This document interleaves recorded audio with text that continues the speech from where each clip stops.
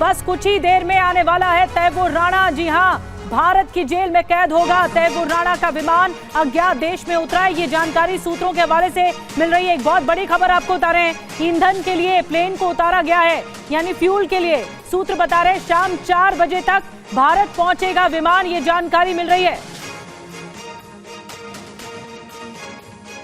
तो इस वक्त की सबसे बड़ी खबर की जानकारी आपको दे रहे हैं। तैमूर राणा का जो विमान है, जिस विमान में तैमूर राणा है, किसी अज्ञात देश में उतारा गया है फ्यूल के लिए, ईंधन के लिए। लेकिन किस देश में उतारा गया इसकी जानकारी नहीं मिल पाई है। हमारे साथ हमारे सहयोगी जितेंद्र शर्मा इस वक्त लाइव हमें ज्वाइन कर रहे हैं।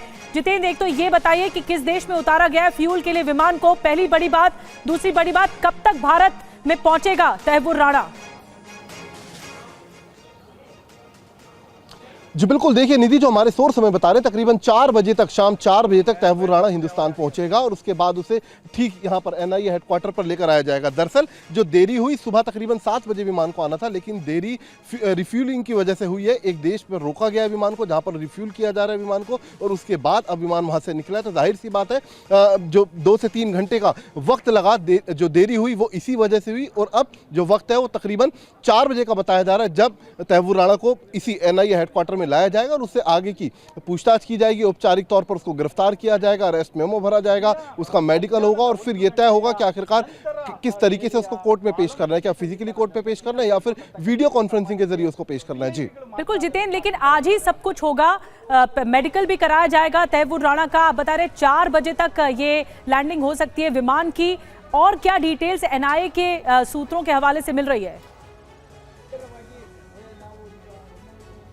जी बिल्कुल, देखिए सबसे पहले मैं आपको दिखाना चाहूंगा, ये देखिए ये एनआईए हेडक्वार्टर है और बाकायदा यहाँ पर बीएसएफ की तैनाती कर दी गई है। मैं चाहूंगा कैमरामैन मनीष आपको दिखाए, ये देखिए बीएसएफ के जो जवान हैं वो अत्याधुनिक हथियारों के साथ पूरे स्ट्रेच पर, यानी कि जो पूरा एनआईए का दफ्तर है उसके ठीक सामने तैनात कर दिए गए हैं बीएसएफ के जवान। और आम लोगों के लिए आवाजाही जो है वो पूरे तरीके से रोक दी गई, क्योंकि अब से कुछ घंटों बाद तैमूर राणा इसी एनआईए हेडक्वार्टर के अंदर पहुंचेगा। लिहाजा उसको कहाँ रखना है, ग्राउंड फ्लोर पर बाकायदा यहाँ पर एक सेल बनाया गया है एनआईए का, जहाँ पर उसको रखा जाएगा। साथ ही जो जहां पर उससे पूछताछ होगी वो जगह तय हो चुकी है। इसके अलावा जो टीम पूछताछ करेगी उस टीम का भी गठन हो चुका है। तो कहा जा सकता है कि एनआईए की तरफ से तैयारी पूरी कर ली गई है।